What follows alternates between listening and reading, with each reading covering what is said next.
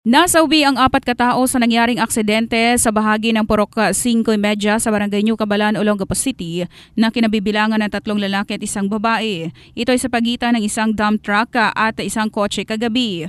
Kaugnay nito, nakapanayam ng Brigada News FM ang driver ng dump truck na si Domingo Fermo na aminadong nakaidlip umano dahil nagkatrangkaso ito bago ang pangyayari.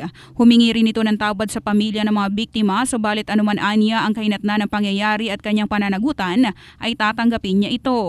Mula nung pababa ako, mabagal ang takbo ko. Tapos, hindi ko na malaya na matuloy na pala yung kasi biglang nag-blackout yung na tight-lip ako konti. Nagising na lang ako nung lumagabog na yung sasakyan ko. Humingi po ako ng patawad sa inyo.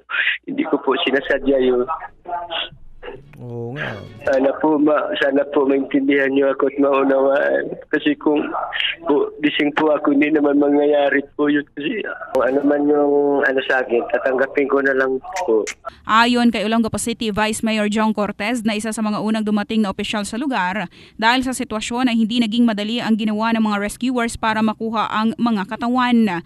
Kinailangan pa anya ang mga heavy equipments mula sa City Engineering Office para maiangat ang truck dahil sa bigat nito. Doon po nahihirapan talaga, kaya po nangingi pa po ng assistance sa civil engineering. Buti nga po sila Sir Bobby Alvarez ay may mga backhoe po at yun po ang ginamit para iangat. At the same time po yung kanila pong payloader naman ang bumatak doon po sa kotse para po makuha po yung mga biktima po natin. Samantala, nasa kustodiya na ng PNP ang driver ng truck sa ngayon para sa kaukulang disposisyon.